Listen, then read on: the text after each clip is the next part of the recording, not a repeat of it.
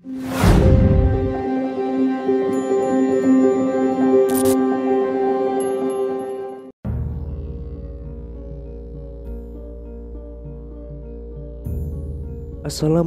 warahmatullahi wabarakatuh. Kembali lagi di channel Nasihat Kehidupan Misteri.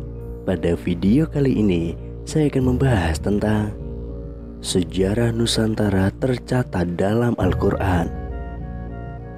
Yang disebut Jawa adalah seluruh etnik Nusantara yang dulunya penghuni benua Atlantis sebelum dikirim banjir besar oleh Allah. Setelah banjir besar, benua ini pecah menjadi 17.000 pulau yang sekarang disebut Indonesia.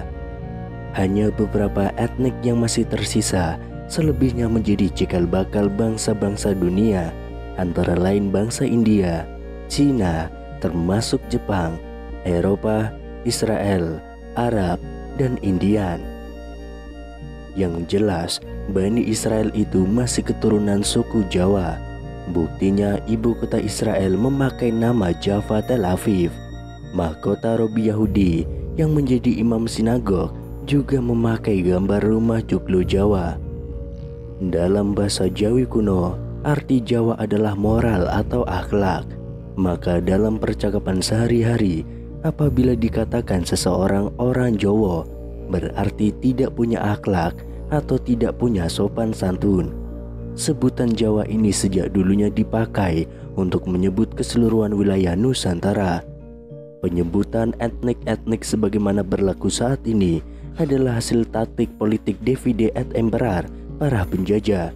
Sejak zaman benua Atlantis, Jawa memang sudah menjadi pusat peradaban karena dari bukti-bukti fosil manusia purba di seluruh dunia sebanyak 6 jenis fosil, 4 diantaranya ditemukan di Jawa. Menurut mitologi Jawa yang telah menjadi cerita turun-temurun bahwa asal-usul bangsa Jawa adalah keturunan Brahma dan Dewi Saraswati, di mana salah satu keturunannya yang sangat terkenal di kalangan guru Hindustan atau India dan guru Buddha atau Cina adalah Betara Guru Janabadra yang mengajarkan ilmu kejawen.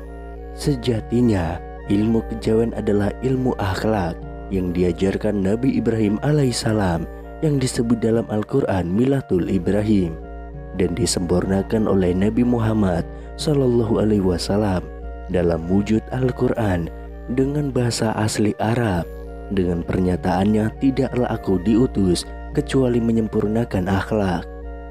Dalam buku kisah perjalanan guru Hindustan di India maupun guru Buddha di Cina, mereka menyatakan sama-sama belajar ilmu kejawen kepada Guru Janabadra dan mengembangkan ilmu kejawen ini dengan nama sesuai dengan asal mereka masing-masing.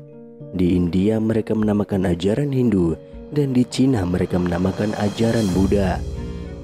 Dalam sebuah riset terhadap kitab suci Hindu, Buddha, dan Al-Quran, ternyata tokoh Brahma sebenarnya adalah Nabi Ibrahim, sedangkan Dewi Saraswati adalah Dewi Sara yang menurunkan bangsa-bangsa selain Arab. Bukti lain bahwa ajaran Buddha berasal dari Jawa adalah adanya prasasti yang ditemukan di candi-candi Buddha di Thailand maupun Kamboja yang menyatakan bahwa candi-candi tersebut dibangun dengan mendatangkan arsitek dan tukang-tukang dari Jawa. Karena memang waktu itu orang Jawa lah yang dikenal sebagai bangsa tukang yang telah berhasil membangun Candi Borobudur sebagai salah satu keajaiban dunia.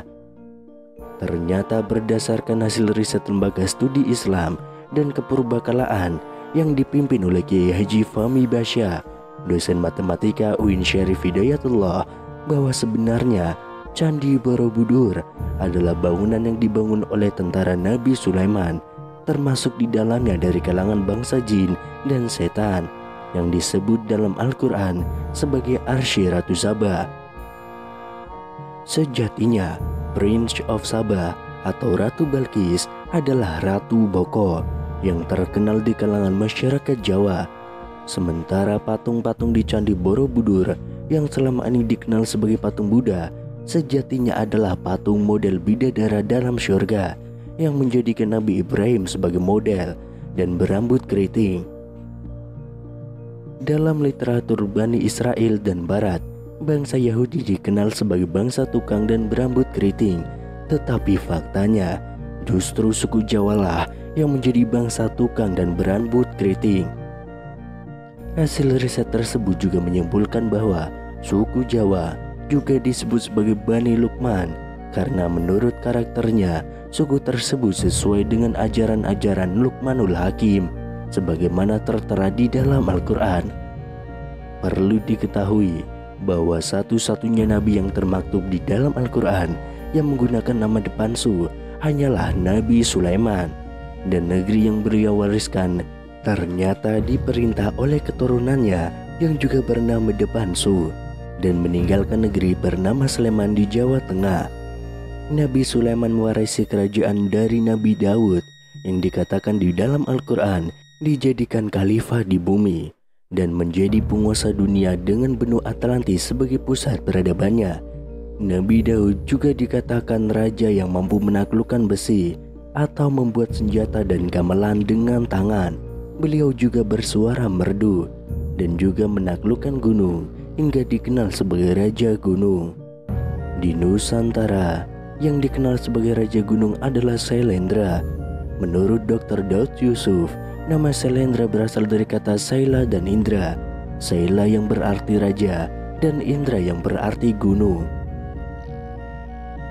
Dari Indonesia lah pada suatu saat nanti akan bersatu sebuah kekuatan besar yang diinspirasi dari kekuatan spiritual Nabi Ibrahim, Nabi Daud, Nabi Sulaiman, dan Nabi Muhammad SAW yang akan memenangkan Islam atas Zionis Israel dan para pendukungnya yang telah menyelenggarakan ekspedisi menjelajah negeri para nabi, situs Nabi Daud dan Nabi Sulaiman di Jawa Tengah, situs Nabi Nuh di Jawa Timur, di mana di daerah ini terdapat kembaran Gunung Ararat di Turki, yaitu tempat berlabuhnya perahu Nabi Nuh.